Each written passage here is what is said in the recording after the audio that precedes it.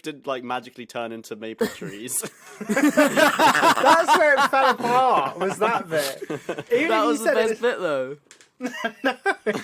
Yeah, because otherwise it'd be a best part. shit quiz. I'd be like, otherwise it'd be too vague, wouldn't it? I'd be like, oh, some guy stole some money. And you'd be like, false. And I'd be like, nah, he did. Like, you got... That's never happened before. No one's Do you ever know what I mean? stolen money. You got to put something else in there.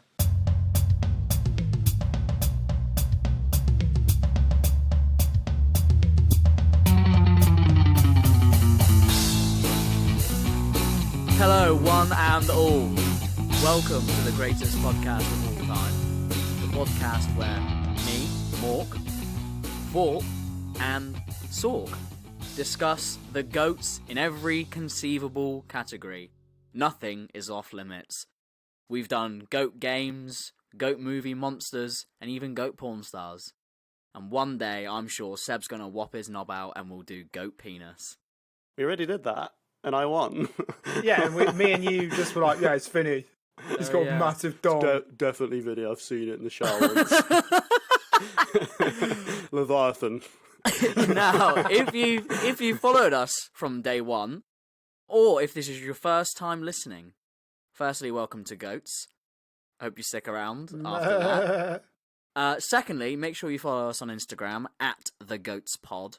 And if you really love the show and us talking about our penises, and you want more exclusive content of us actually talking about our penises, then consider going over to Patreon for all that good stuff, including the long and unedited video versions of these episodes early every week. Otherwise, you can still help us for free by telling a mate about the show or leaving that cheeky 5-star review. Go on, you know you want to. You know you want it. That's actually reminded me. I need to shout out someone who's told a mate. Oh, the Telemate Challenge! the Telemate Challenge is Absolute back. I'd forgotten nostalgia! about it. Holy Yeah. shit, here we go. And if Yeah. you don't know what the Telemate Challenge is, what Vinny's about to do is shout someone out who's an absolute legend, who's told a mate about the show, and if you do the same and let us know on Instagram, send us like a screenshot of your text, or just say, oh, I told so-and-so, we will do what Vinny is about to do. So, Vinny, do your shout out. Well, shout outs to Mr. Ben Middlemost from Devon, Exeter. Big up, Sounds like a Ben. legend, mate. Fanfare. Brr, brr, brr. But yeah, thank you very much, Ben Middlemost, no relation, for supporting the show and telling your mates about it. We really appreciate it. But anyway, how are you two fellows? I'm alright, mate. What have I been up to? I went to my first ever...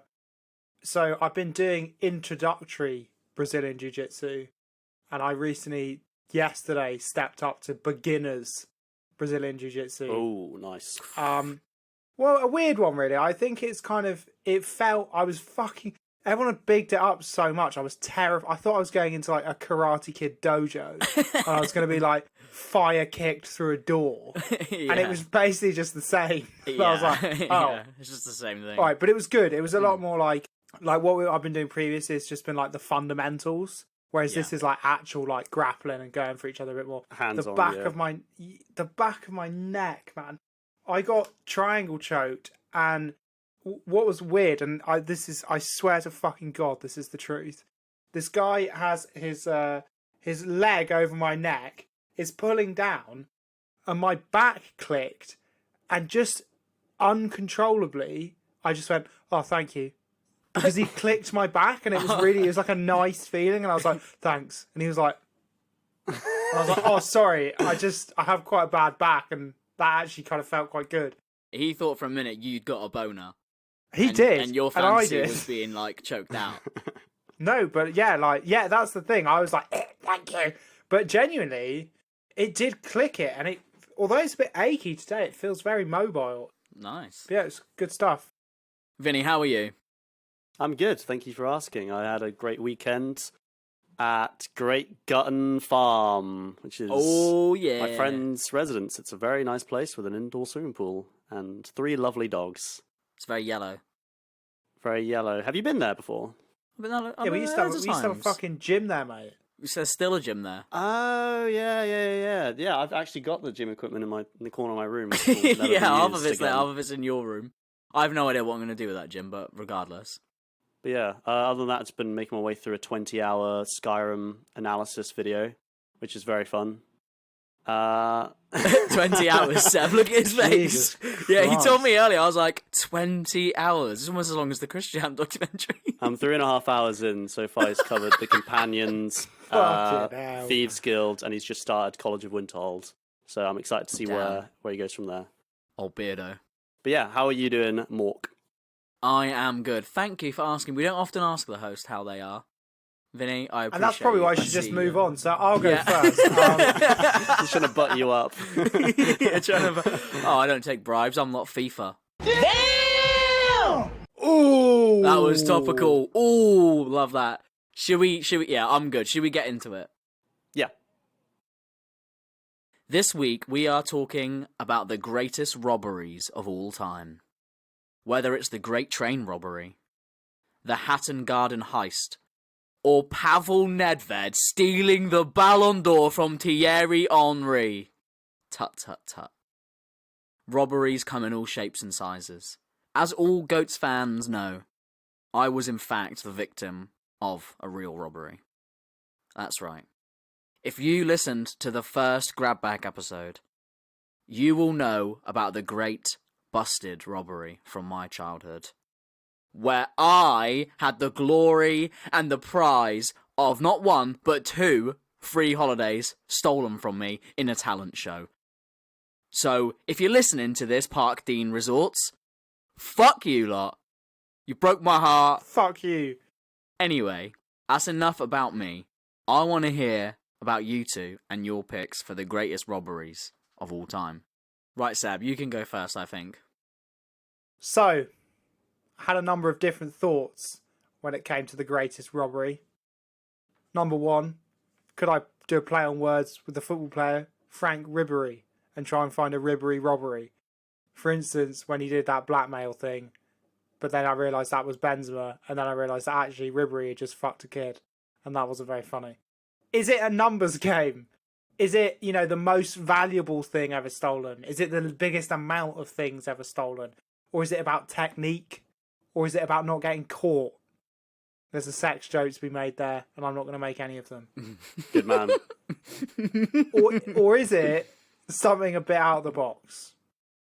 My first sort of serious thought was time, and more specifically, daylight savings time, which I personally feel robs me of daytime. Why does it need to be broad daylight when I wake up at 7 a.m. and get pitch black by 5? That makes no sense. Fuck daylight savings time. It really annoys me. Why? Why is it so... I work from 9:30 till 6:30. Why is the majority... half of my day is in pitch darkness? That's ridiculous. It doesn't make any sense. Well, if you lived in, Norway, all your day would be darkness, wouldn't it, or something? Yeah, and I don't live in fucking Norway. I live in a country which has, 8 to 9 hours of daylight a day, even in winter. It's just they pitch the whole thing so that it starts getting dimpsy at, midday. It doesn't need to be light at 6 a.m. Nothing happens. Fuck off. Anyway, I didn't do that. So that really, it does get a nerve. Just I don't know why. It's not the farmers. I think I get quite bad seasonal thingy, and it just fucks me off. I have to spend so much time in pitch darkness for no reason whatsoever. We're one of the only countries on Earth that still does it. And on top of this, sorry, this isn't part of my thing, but we invented Greenwich Mean Time, which we then don't stick to for half the year. But no. I didn't do that, but that brings me to my real robbery. So I started thinking about what makes a good robbery. Well, I realised my favourite kind of robbery is the kind of robbery where the people going into it didn't really want to steal anything, but they kind of just felt like they had got no choice. It'd be rude not to. You'd be oh, well, where the Great Train Robbers, and they didn't actually mean to steal all that much money. They were only actually aiming to get about 1/10 of what they got. But it just so happened the train they robbed was the last train coming from Scotland that year, so it was full of extra money. And they got in there, and it was like, it went from being like the equivalent to like, 10, 15 grand, enough to like get through Christmas, to being like the equivalent of like 90 mil. Jesus. And that's how it all got really out of hand. They're like, oh God. That's my favourite kind of robbery. But before we get there, we need some context. And this might throw you off a little bit. So, the region of Quebec in Canada supplies 72% of the world's maple syrup. And that combines to contribute over $1.1 billion to their GDP. It's by far and away Canada's biggest export. However, it wasn't always like this. In the 60s, the value of maple syrup fell through the floor. A bit like the oil crash in the 80s for the Gulf and stuff like that. There were too many producers, it was flooding the market, and it was causing the value of maple syrup to crash through the floor. And so some producers were actually just cutting down maple trees to sell for firewood rather than tapping them for syrup because they were just worth nothing. Anyway, something had to be done. And so a group of all the main producers of maple syrup in Quebec came together to create the Federation of Quebec Maple Syrup Producers, or as we'll be calling them, the Trade Federation. Ooh. So the Trade Federation worked to create the maple syrup version of like OPEC. Do you know what OPEC is? Like the Association of Petroleum, whatever it is. They collude to control the supply of maple syrup coming out of Quebec, which is insane. Right? Yeah. So basically, all the producers sell their maple syrup to the Trade Federation for a set price, and the Trade Federation then drip feed that out to other nations. So, like, say when you go to Tesco's and buy maple syrup, that's been sold to an export company by the Federation for a set price. Because of this, the price of maple syrup rockets, and all of these producers then get a cut of that increased profit. So they're all quite happy with it. But it mostly benefits like pretty big producers, like producers who can give enough into the system to take stuff out. Now, the other thing that happens here is obviously the more the demand, the higher the price. So they have to keep demand above supply. So what do you do when, I've written here, I just think this is a really good way of remembering it. The more the demand, the higher the price. Keep demand above supply and keep the prices nice and high. Well, hey. Nice. Hang it up on your fridge. So, they all have this, but what do you do if you overproduce? They all have this quota. They're like, right, we need to produce 25. I mean, it sounds like oil, because it's how much it's worth. Like, well, it sounds exactly the same thing. Yeah. It's literally the same system. They do it even in barrels like they do in oil. So they're like, you have to, as a producer, give us like 25 barrels of syrup a year. What do you do if you overproduce? Well, you can't then sell that outside the Federation, otherwise it makes the whole collusion redundant. It has to, you can only get it for one place, otherwise you're not rigging the market anymore. So what they do is they create the Canadian National Syrup Reserve, which is their national reserve for syrup. Like, America has Fort Knox, which is their national reserve full of gold. They have it full of syrup. And so basically, if you have to produce, no, it is, all of this is 100% true. So if you create over your quota, the rest gets bought by the Federation for cheaper than it would be if it was within your quota, and then gets stored in the reserve just in case there's a bad harvest one year. And in order to maintain supply, they can then flood the market with this syrup they've had stored back. Now, this syrup is sitting in warehouses all over Canada. Now, just put that in your mind now, and we're going to have to move on to a bit more context. But just keep in the back of your mind, as I'm talking about this next bit, that all over Canada, there's hundreds of warehouses filled with barrels and barrels of incredibly expensive maple syrup. Okay. Yeah, got it. Now, on top of this, like I said, this system benefits a lot of big producers, but a lot of the small producers are like, fuck's sake, I don't want to sell to the Federation. I want to just be able to sell my syrup for the best price. Like, why do I have to sell it directly to you? And so this semi-illegal, I'd call it like a grey market for syrup comes about, where basically Quebec is a specific state, and that is the only state in which the Federation, the Trade Federation, has any jurisdiction. Now, they happen to produce the absolute majority of maple syrup, but there are other states in which you can sell syrup. One of these is Ottawa, and they don't have any rules. You can just sell to whoever you want there. So these guys in Quebec are then packing it in lorries or like under their fucking car seats and basically running it across county lines to Ottawa, where they don't have to sell it to the Federation. Now, the guys in Ottawa who are buying it, they're not doing anything illegal. But the guys in Quebec who are basically hiding it from the Federation, they can get massive fines. Because the Federation basically says, any syrup produced in Quebec is ours. It has to come to us.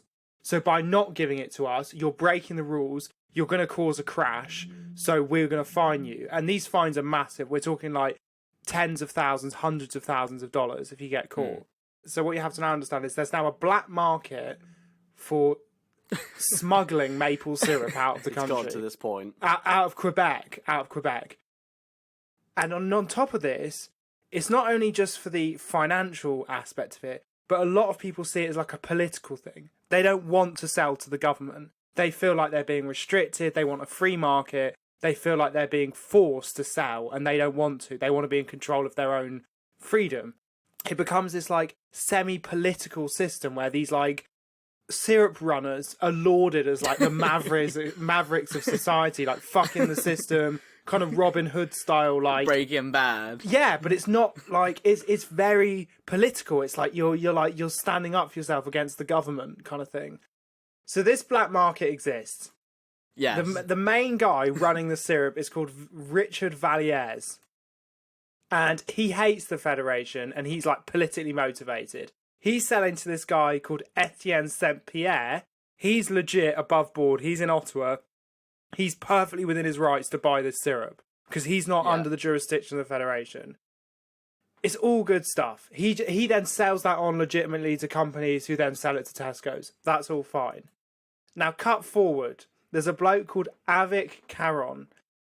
He's not in the syrup biz. He's not a syrup head. He's just a guy. He's a petty criminal, a businessman who owns and rents out warehouses across Canada. Can you see where this is going? Mm-hmm. No, yes. He goes to one of his warehouses one day and realises that he's rented one of his warehouses to the Trade Federation.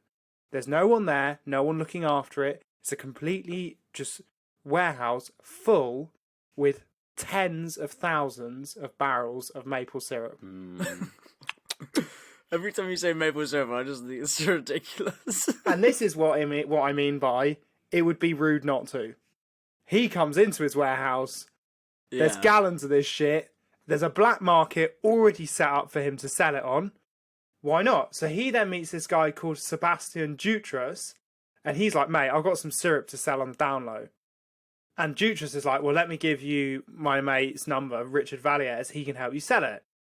He speaks to Vallières, and he's like, I've got a job for you. Vallières is like, son of a bitch, I'm in. Right?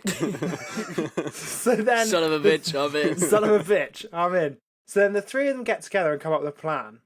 They decide to go down to the warehouse with some fake barrels, right? And this is where it gets proper Ocean's 11. Mm-hmm. They've got fake barrels, which they have made to look identical to the barrels that are full of syrup. They fill these barrels with water. They then go into the warehouse, replace the barrels that have syrup in, like 10 at a time, with the fake barrels, take the barrels of syrup out. Then, this is where it gets clever.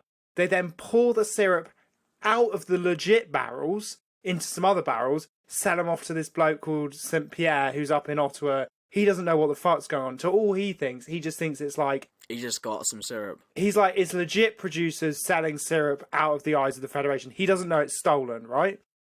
But at this point, they've now got a bunch of legit empty barrels. So they fill those with water and then just start swapping barrels for water barrels with maple syrup barrels, if that makes sense. So then eventually all the legit barrels are filled with water, yeah. Exactly. Now, this goes on for a year. A year, right? Between 2011 and 2012.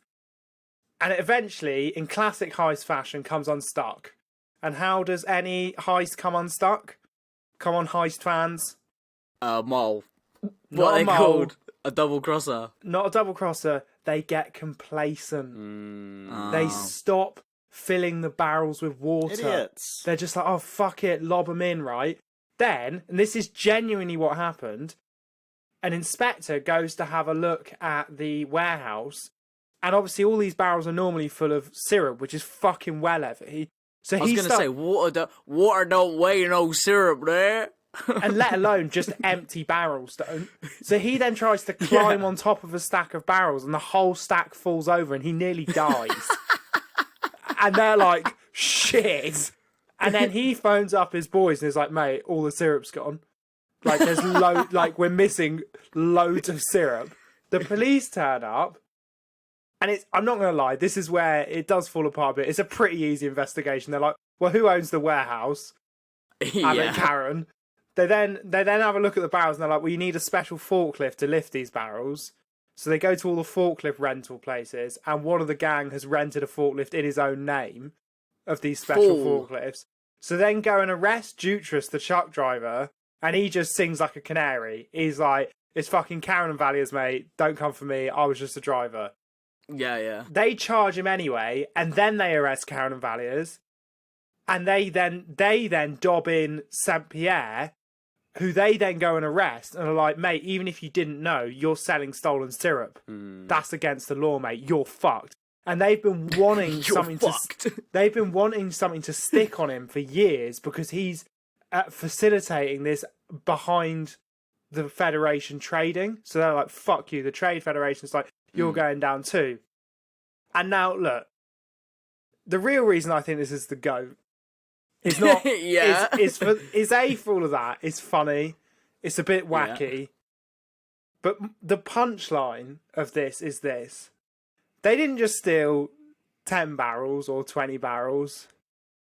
They, over the course of a year, stole 9,571 barrels, which has an accumulated cost of 19 million Canadian dollars. That's like what?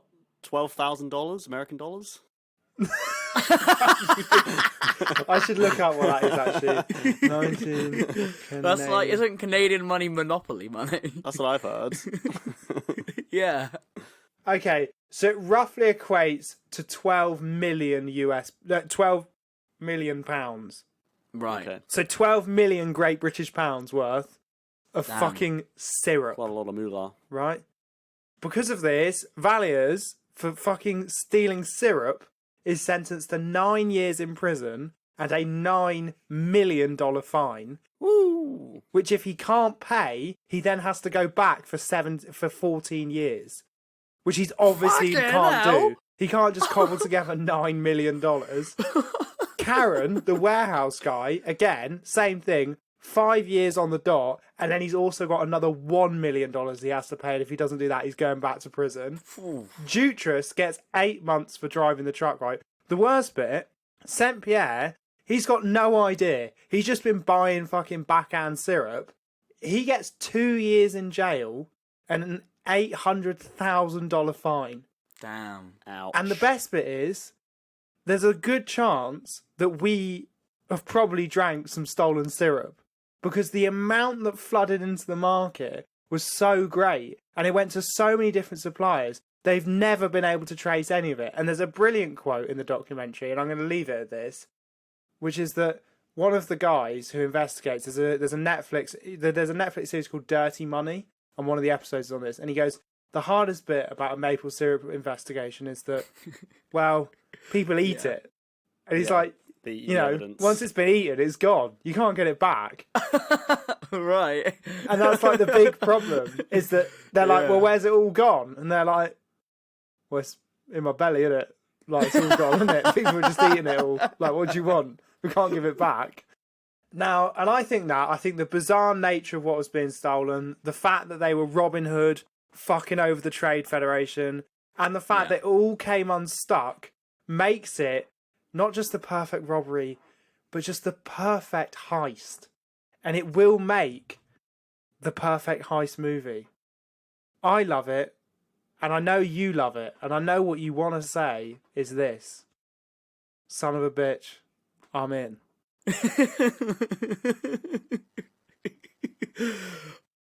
Yeah, I would say that would probably make a good heist movie. I would watch a movie about a bunch of guys getting into a sticky situation. Oh, okay. I see what you did there. Every time you said stick or sticky, I was like, oh. I tried to get as many of them in. I'd be like, oh, it was a sweet deal. Oh, I meant to say it was a sweet deal, and I didn't. Sweet deal. So good. It was a highly viscous and delicious meal. I meant to say deal there, not meal. A highly viscous meal. Tasty. Thick and highly viscous, like my jizz. Wait a minute. What did he say? Anyway. Yep. No, that was good, Seb. That was funny. Yeah, 9,000 barrels of fucking maple syrup. Of crude it's just syrup. Ridiculous. It's just ridiculous that it's syrup that, like, yeah, you know, it's a stereotype about Canada and syrup, but obviously they fucking love their syrup. Do you know what I mean? Just the idea as well, they have a national reserve of syrup. Yeah. It's that illegal to like sell unlicensed syrup or whatever. Yeah, that guy got nearly 30 years in prison or a $9 million fine. You would get less for murder, but he stole some fucking syrup. I know. That's mad. That's great. And then, and also I love the way that in the documentary you start forgetting they're talking about syrup because it sounds like oil. They're like, oh, you know, crude, it's worth this much, but once it's been processed, and it's like, oh, a big barrel of crude syrup, like, what the fuck I'll get the syrup. It's so And the thing good. is as well, I bet they'd be so serious about it, like, Oh, is there yeah. an estimated value of $12 million, and you're like, yeah, it's fucking syrup, mate. 19 million Canadian dollars, which, you know, is 10 about, British pounds. I think you'll find it's 10 million British pounds, Oh, really? which is a Wow. fucking lot of money. That is a lot of money to rob on syrup. Right, Seb, I enjoyed that thoroughly. That was hilarious. And every time you said Trade Federation, I just imagine people stealing barrels of syrup from like those little green alien people. Those little fishmen. What, the Naboo? The Naboo aren't in the trade. Yeah, what? What? I haven't seen that film The for ones ages. the ones in the Trade Federation Are they the them tall racist ones? that sound like they're Yeah. Chinese. Yes, I know Yeah. what you mean now, yeah. So, the game this week, on the back of the roaring success of True or False. Oh god. True stories. Some true stories that never happened. We've got a true or false game this week, No. baby! But all of the true ones are true, and all of the false ones are definitely false. Are you sure about that? Because you were Yes. pretty sure last time. Yeah, I'm pretty sure this time. I just don't Okay. know whether to do crazy points or not.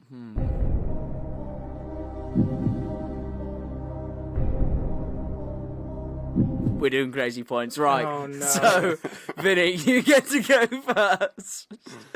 So, Vinny, you get to go first, right? These are all robberies that took place. Your first robbery that took place goes a little bit like this. A bunch of dudes in high heels and wigs stole millions of jewels. Their only weapon was a hand grenade. And then years later, where this robbery took place, they didn't get caught. They randomly found £20 million worth of jewels in a drain. So they didn't look after their stuff very well, as they lost it. True or false? Okay. Did that really happen or did that not really happen? I'll go for true. The correct answer is true. That did really happen. In France, a bunch of guys came in wearing women's clothes with a hand grenade and stole fucking like 50 odd million quid's worth of jewels. And they lost 20 mil down a Parisian drain. So, Vinny, you Jesus. have 15 points. Well done. Good job. That's wild. Seb, Yes. here's your one. I'll try and do this more in my style rather than... I don't know why I was talking so weirdly the last time. A fella, right, he fucking... This fella, right, he robbed Red Bull. A lot of Red Bull. Straight out of a Red Bull car. and he distributed this among teenagers, but he was never caught. I not only know this is true, but know of the perpetrator. Why did you... It is true. Why did you give him that? What? Because I didn't know he would know it, so then I thought it would be hilarious. And you're like, oh, it is true. First of all, it's definitely not the first time that's ever happened in the history of Red Bull. That's definitely happened like 100 times before. That's like Yeah. such a petty robbery. He was on the way back from a night out, and he robbed some... Yeah, he robbed some Red Bull straight out of the little Red Bull Mini Cooper. And left a trail of Red Bull cans. Left a trail of Red Bull door, along the street. straight to my parents' door. He never got caught. So now everyone knows. Now the internet knows. But yeah, Seb, that was true. Well done. You outsmarted it 2 times in a row. You've tried to outsmart the game, you little shitbag. Well, I haven't tried. I've succeeded. You get 15 points as well. How many did Vinny get? Vinny got 15. Oh. What an honour. What an honour. So you're both level on 15. Are we doing tennis Vinny. points or something? No, we're doing crazy points, son. Okay. Vinny. Mm-hmm. Here is your next one. Some random fella, stole a tiger from a zoo. Fella. A live tiger. Yeah. And they thought they could sell it on like the exotic animal black market.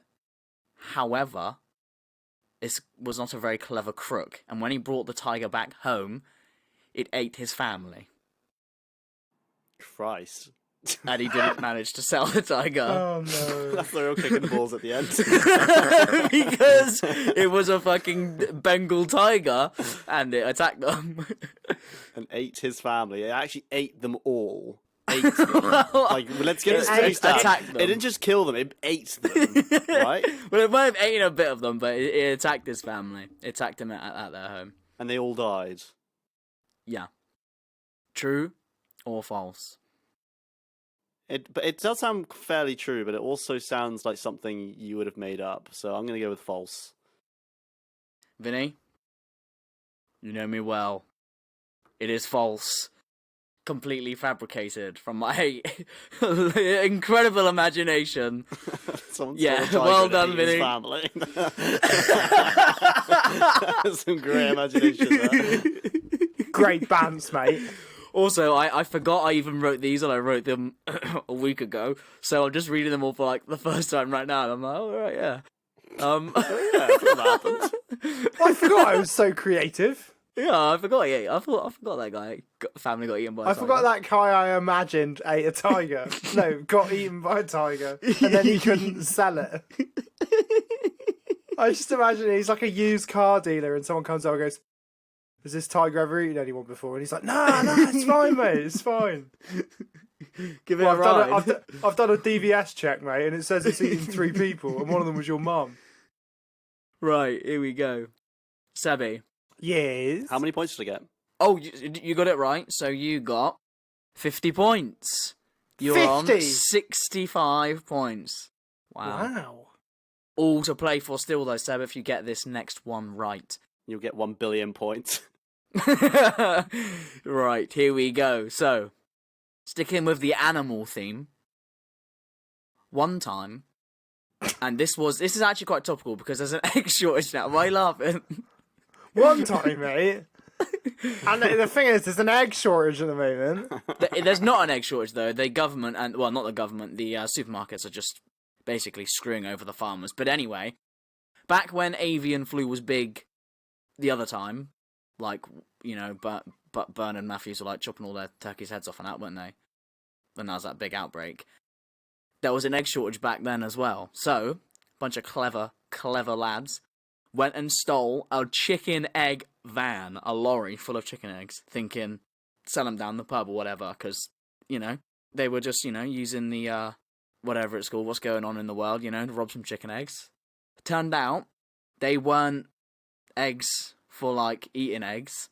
They were fucking, they were breeders' eggs. And then all the eggs hatched, and there's just mad chickens running around. And they all started running around the back. And they got out, and they're just causing absolute havoc around the town and that. So Seb, true or false?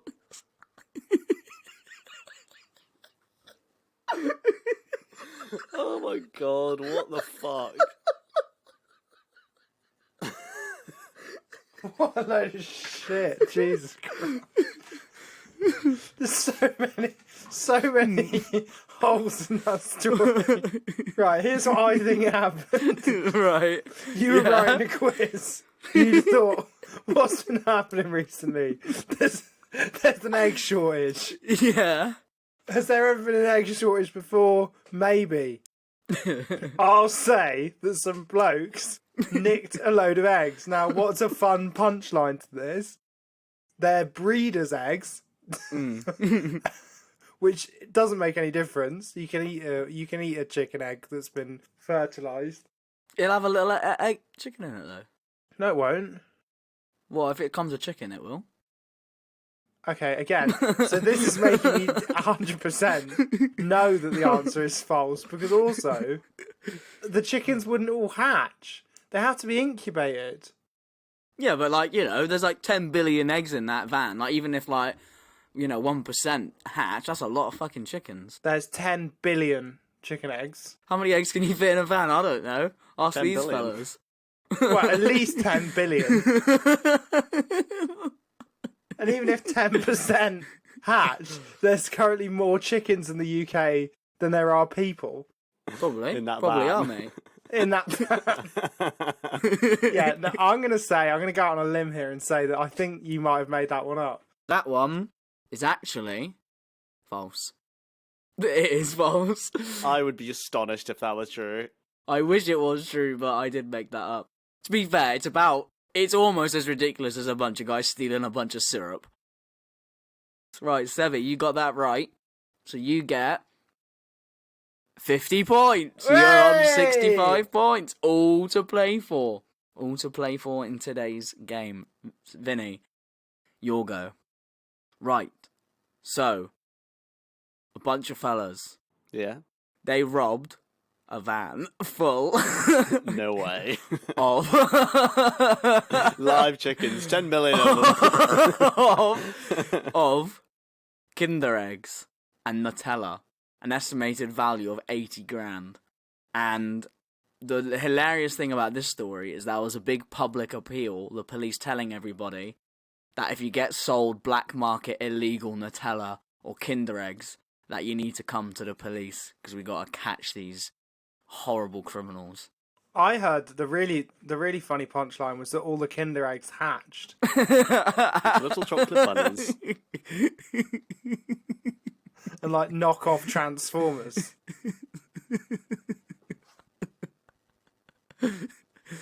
So, Vinny, what you saying?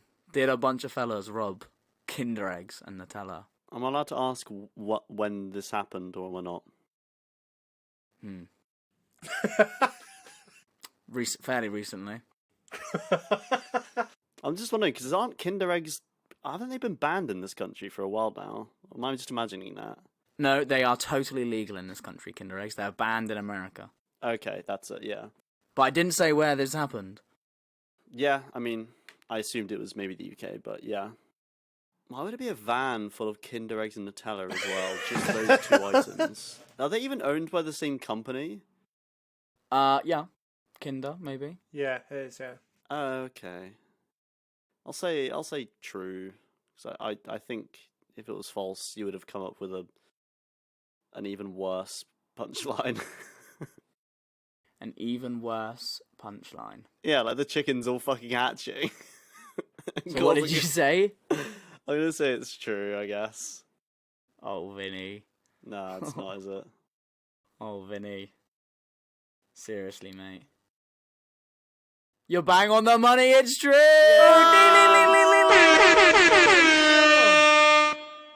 In August 2017, a bunch of thieves in Germany stole a refrigerated truck with up to 20 tons of Nutella and Kinder chocolate eggs. 80 grand's worth of Kinder eggs. Wild. So there you are, Vinny. You have finished your round of questionings, and you have a grand total of... So for that right answer, you got 2,000 points. So you're on 2,065 points. Well done, Vinny. Right. That is a record for crazy points. Seb. Yes. You've got it all to do. A fella, tried to steal the moon.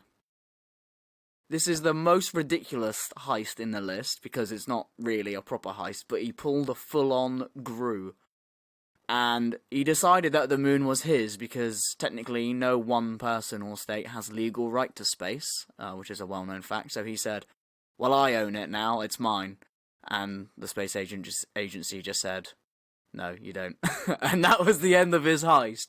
But he did try to steal the moon. True or false? I know of similar things where people try to, like, claim they had the rights to the Eiffel Tower and sell that. I know, like, American businessmen have long since been being conned by people. You know, they'd go over to fucking France and they'd be like, hey, man, can I buy the Eiffel Tower? And then they'd be like, yeah, mate. But the moon. Yeah, I think someone's probably given that a go. Because there's also, yes, definitely, actually 100%, because you can buy online, people will say you can buy a bit of the moon, but you actually can't. You can. But you can't. So, therefore, even if you say no, the answer's yes, because someone is currently trying to steal the moon. Well, I have to tell you, Seb, that you're wrong. It's false. I made that up. I knew it. I made it up. So you get... What, don't you own a piece of the moon? Didn't yeah, your my dad owned a piece of the moon, yeah. But that doesn't actually mean anything. No. Yeah, it does. Sort of. No, because no really. one can own the moon. You just said that. Yeah, it's a con. So by default, someone did just steal the moon. No, they didn't steal it from anyone, though, because no one owns it in the first place. It's not theft. It's nothing. Is this another true story that didn't happen? It's the most legally grey area thing ever. No, I made that story up completely. Seb's just trying to say that because of some random real-world thing that's similar, that it's false. But I made that story up. It's exactly what happened. No, I made that up completely. That he claimed the moon for himself. That's just not true. Seb, so with your incorrect answer, you got 1,999 points. So you finished today's game on 2,064 points. I knew. 1 point behind Vinny. I knew you were going to do that. Did you have to use a calculator to work out what was one less than what Vinny got? Well, I could have done that, actually.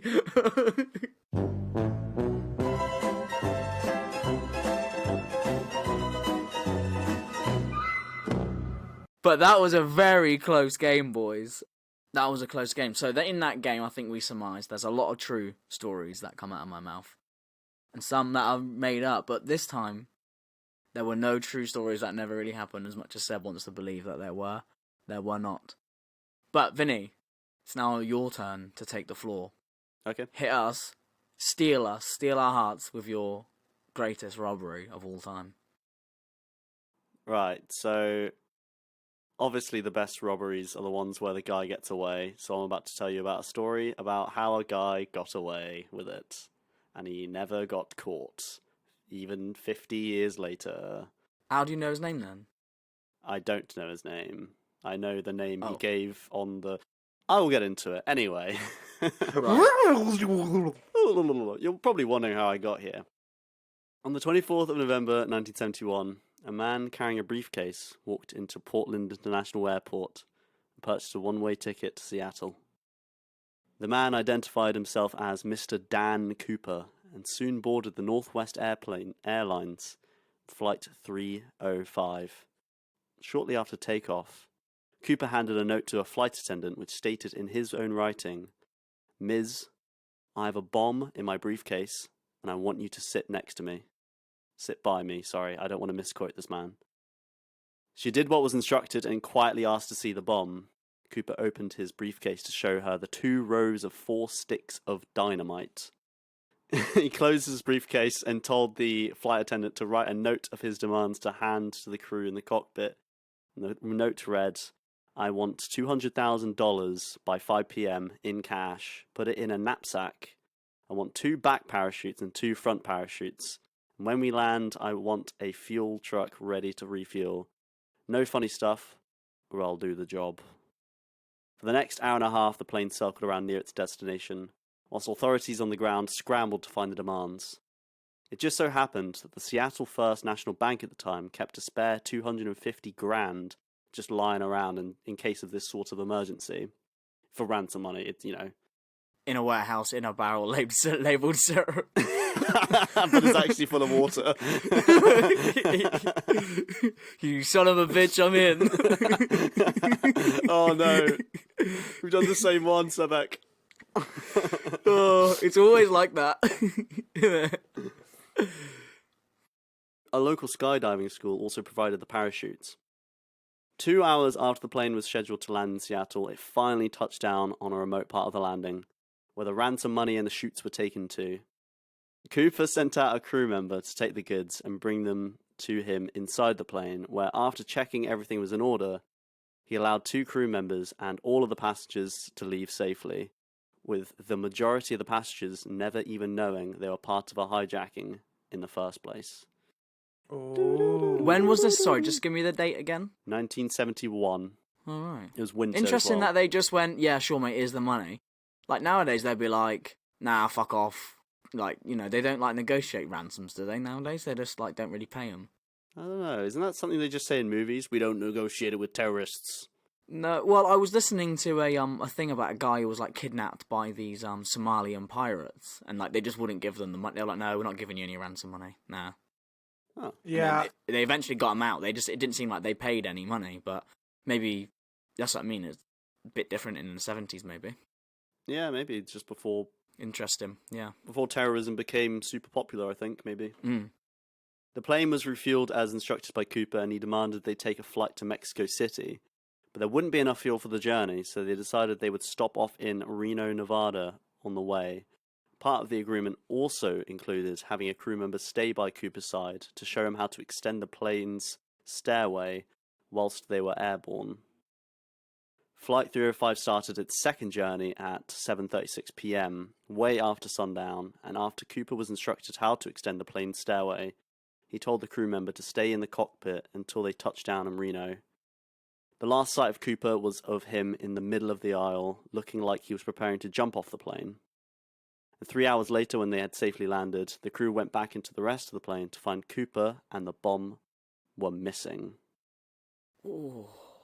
They noted they had heard and felt an oscillation of the aircraft at around 8:05 p.m, and it had been concluded that Cooper had jumped out of the stairway with a parachute at this time. The FBI boarded the Boeing 727, but only discovered Cooper had left just a clip-on tie, 8 cigarette butts, and 2 of the 4 parachutes that he was provided with, which isn't much to go on. Why did he leave 2 parachutes?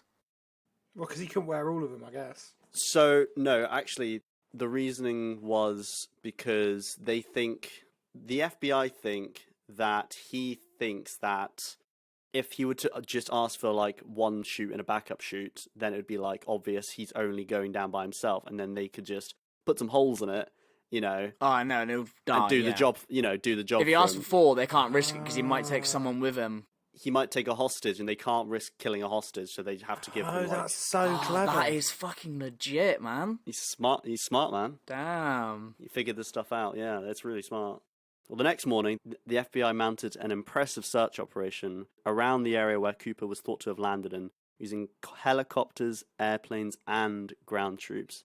But the problem is, even if they knew the general area of which he jumped into, that area was basically just snowy forests and mountains, and it was also November, middle of winter. So, right, yeah. Despite their best efforts, they couldn't find a single trace of Cooper, and the case went cold for years. Until a whole decade later, when some $5,000 in bundled cash was found on a beach in Tina Bar, which is a whole 27 kilometers away from the alleged area Cooper was last spotted. The serial numbers on the cash matched the ransom money's serial numbers. Oh shit, son. So how did it end up so far away from the site?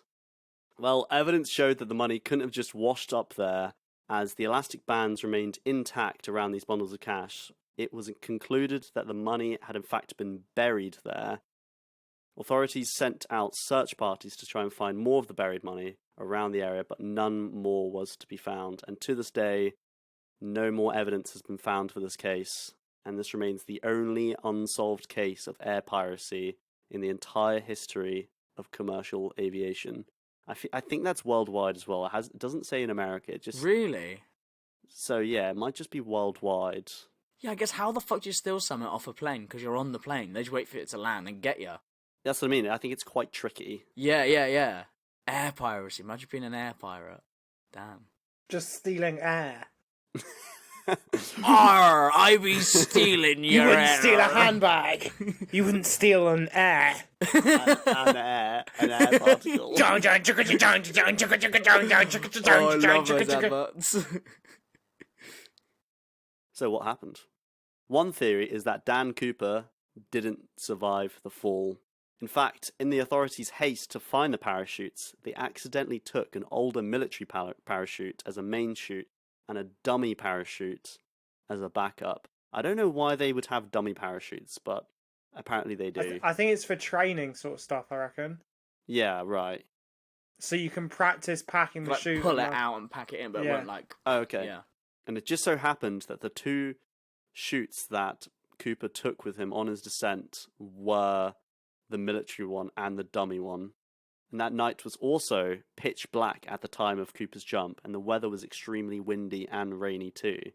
And if Cooper even managed to make it to the ground, he was not well equipped whatsoever for the wilderness terrain. He only wore loafers, a black suit, and a trench coat. That's it. Yeah, but this dude had a fucking plan. He would have been like, nah, it's all good. He would have had a guy on the ground pick him up or some shit. I don't believe this guy was stupid enough to get all that way and be like, oh, fuck. Do you know what I mean? Whoops, I'm in the forest and I'm going to die of hypothermia. Yeah, well, yeah. And other things are, like, how did the money end up so far away from the thing? Like, it definitely didn't blow there because it was buried as well, And also, if he did die, why did the authorities never receive a missing person report around the time of the hijacking, even vaguely matching Dan Cooper's appearance? Well, I believe he survived and just blended back into society.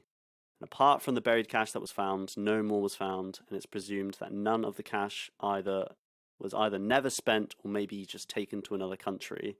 That is why I think it's the greatest of all time trademark robbery. That story is dope. I know what I'm going to do later. I'm going to be Googling DB Cooper. I'm going to crack the fucking case for sure. Do it. Watch the Let Me Know documentary on it. That's on YouTube. It's like a 30-minute one. It's really well done. How old is he now? How old would he be now, approximately? I think they put him at maybe 30s. I think 30s, 40s years old, right? Back so then. he'd be... And it was 50 years ago. He'd be 70, 80 now. Yeah, he might... Maybe even 90. Might have died of old age by now. Nah, this is what I'm about to say, like... Surely, just before he croaks it, he's got nothing to lose. He just comes out and is like, it was me all along, baby. Because it would just be so great to know, wouldn't it? We just need to look through all the gravestones in the area until we find one that says, son of a bitch, I'm in. And then we're like, it's him. Yeah, because his name's definitely not Cooper, whatever he gave. Because that just seems too clever, yeah. It's too fit. Yeah, he definitely wouldn't have given a real name. If he on his dying bed, on his deathbed, he's like, "Oh, it's my son. I was DB Cooper the whole time," and then croaked it. It's like some would be like, "There's no way I'm buying that. His brain had deteriorated from who the cancer fuck's DB long Cooper, ago." mate? Yeah, Is he on TikTok or something?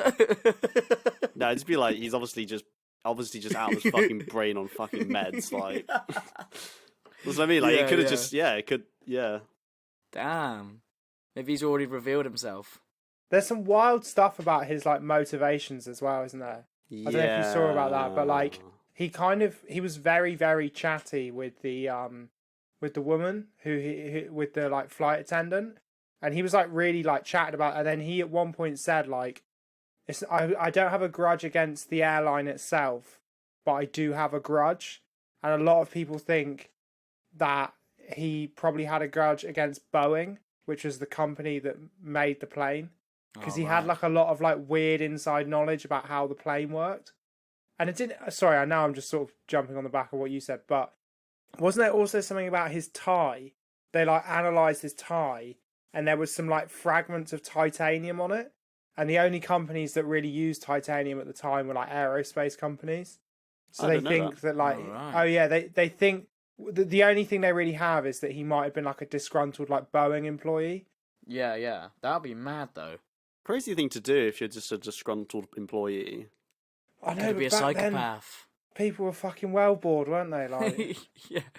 Got a fucking TikTok or yeah, exactly. Anime porn Facebook hadn't been watch. invented. exactly. Back then, like you only had a couple of options. Yeah. I mean, right. Let me start the long and laborious conclusion that these end up turning out to be. So, both of your stories are fascinating because they are both actually quite ridiculous. Like I said, if I had vaguely said in that quiz both of those stories in the way that I normally tell vague, false stories, both of you may have considered them to be untrue. Like if I said, oh yeah, this geezer took a bomb on a plane, right, and they gave him some fucking money, and he like jumped out, and then like he just like got it, like they never got him in that, you'd be like, no, he didn't, false.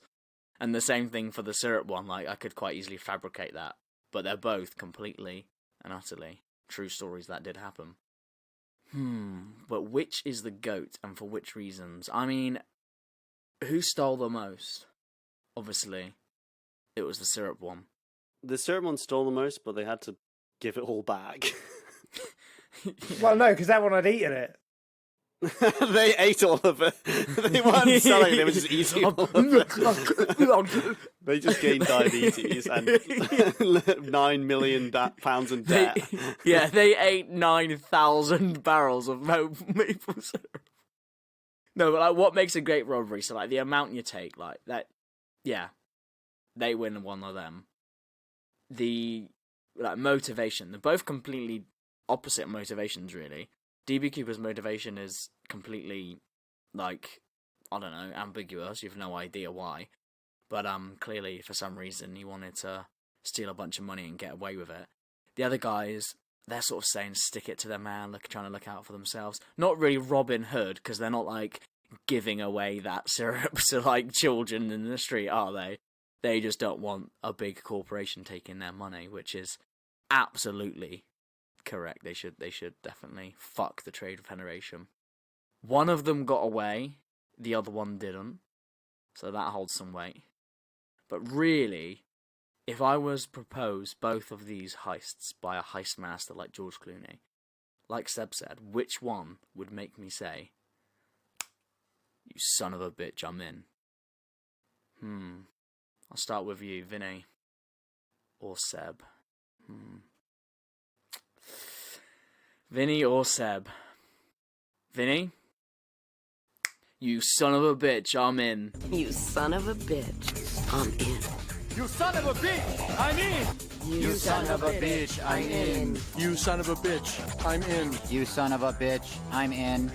You son of a bitch, I'm in. I'm in, I'm in. What's the job? I'm in. You sons of bitches. You son of a bitch.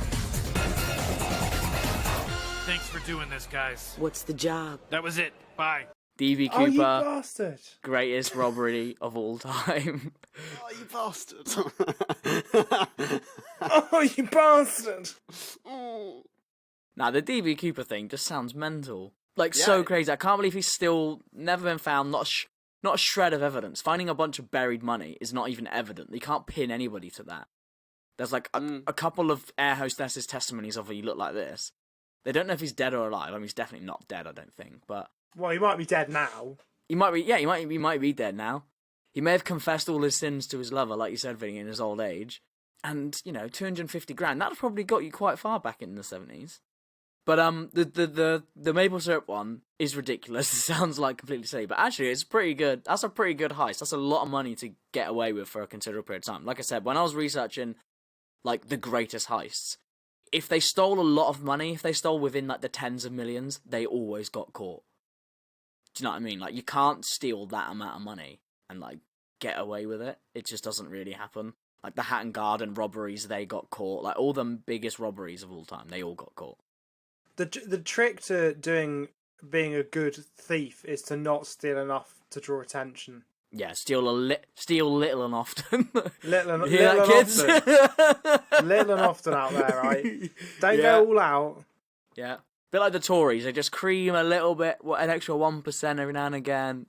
And you just don't notice it coming. No one noticed it. That's it. Petrol prices rise by a couple of pence. Before you know it, it's nearly £2 a litre again, and you don't even notice. It's just little and often. That's how big good robberies get done, isn't it?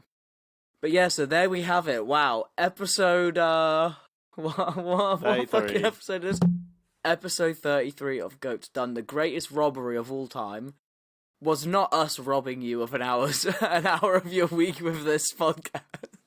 It's actually us robbing you of an hour and a half. It was actually the legendary, the mysterious DB Cooper, if that even is your real name. But yeah, so next week, what we do next week? Next week we're doing a big one actually. The greatest ever mistake. And no, it was not myself or either of you two being conceived. They are not the greatest mistakes of all time. So make sure you don't make a mistake and miss another episode of this podcast. Subscribe to the feed on whatever podcast you listen to so you can get us every single week in your feed and listen to this absolute shite.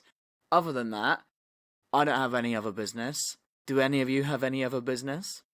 Not with you guys. Right. If that's the case, love you, bye. Love you, bye. I love you, bye.